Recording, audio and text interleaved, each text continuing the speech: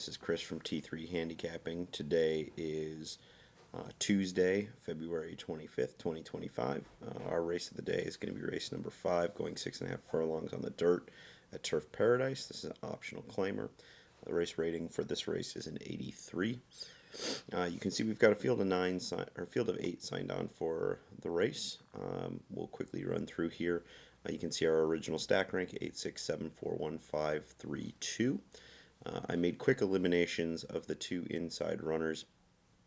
The number 1 was eliminated because of the low jockey trainer and also not having any key statistics in the factors, so flow, record, and form. And then the number 2 was eliminated just by having no factors at all. I did contemplate eliminating some other horses, but I felt they could be brought in for some value lower in the ticket. So we made those 2 eliminations here. I did not make any adjustments to the stack rank. The only ones I would have thought of were maybe moving around some of these lower ones here. But the reality is, just kind of in looking at where they were going to end up being placed here, I just really didn't feel like there was any delineation. Once you kind of get beyond the top 3, I feel like this race is going to be really top heavy, so I just decided to keep the stack rank as it was.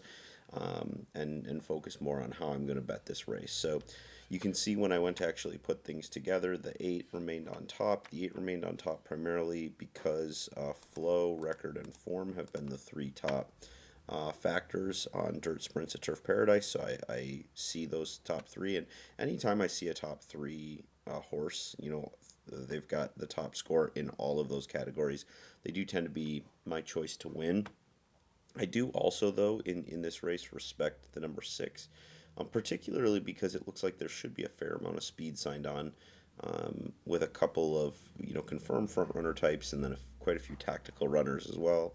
And I find that Turf Paradise does tend to have paces that where horses try and get to the front, at least if they can, because the course can be a little speed favoring. But with not a ton of confirmed front runners with high speed points, I'm not sure if this race is going to 100% be set up for somebody off the pace. And I think if the race does go a little slower than I'm expecting, then that number 6 could be kind of in prime position to get the win. So even though the number 8 is my top selection to win, I do think the 6 has a legitimate shot at the second plate, or at the top spot. And then in second, I put 8, 6, 7. I don't really see much beyond the 8, 6, 7 in this race. Now, the problem is the 8, 6, and 7 are 3 of the top 4 in the market. And so in the 4th place, obviously, I have 8, 6, 7, and then my 3 remaining horses. So the 4 at 12 to 1, the 5 at 10 to 1, and the 3 at 8 to 1. So that's where my prices really come in. And I think it's important to point that out because my betting board looks a little different than it maybe has in some other races. So even though I do have 2 in the 1st place, I still feel more strongly about the 8 than I do about the 6. So when it comes to my bets, I will take the 8 for $10, but I will require a little higher price. I would take 2 to 1. I maybe would even bump this up a little bit higher to 5 to 2, or maybe even 3 to 1. I'll kind of see how the feel is there. In terms of the exacta, I'm not optimistic that I'm going to play much of the exacta at all. I've got 8-6 over 8-6-7. Again, I would demand $12, but I'm dealing with 3 out of the top 4 runners in the race. So right now it's a $4 wager. I would imagine that's going to come down.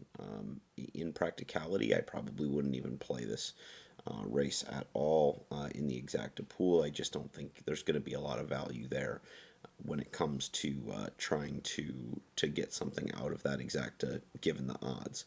And then in terms of the try, 8-6-7, or sorry, 8-6 with 8-6-7 with 8-6-7. I'm just going to keep it really simple, keep it to my top 2 choices, and then that would be $4. I should be able to, on $1, make my money back, even if we do get a kind of a chalk out on that one. Now, I did choose to modify my superfecta just a little bit, primarily because I have found that the superfectas, especially the 10-cent super, in the smaller pools at Turf Paradise, they tend not to pay very much when it goes, reasonable horse, reasonable horse, reasonable horse, long shot. Even if you do get that price in 4th, it just doesn't seem to produce much of anything, and I don't want to return, $3 on this if I can help it. I'd like to have a chance to get something in the $12 to $20 range on a 10-cent wager, maybe even beyond that. And so what I decided to do, since the price was reasonable enough, was that I just took my top two horses on top of my next group of horses, right? So I put first on top of second, and then since I've already got third covered in the try, I'm just going to take the fourth position and use it twice. So I go 8 6 with 8 6 7 with 3 4 5 6 7 8 with 3 4 5 6 7 8. That's going to be a total of $4.80. And we'll see how things go. But I think this is a good opportunity, a good race to show how sometimes you have to sort of craft your betting strategy a little differently based on your opinion, but also based on value as well. So, best of luck. I hope you cash those tickets. Don't forget to check out horses.bettingnews.com for more horse racing action this weekend, Saturday and Sunday. Aqueduct, Santa Anita, Gulfstream, and Fairgrounds all on the slate for this weekend.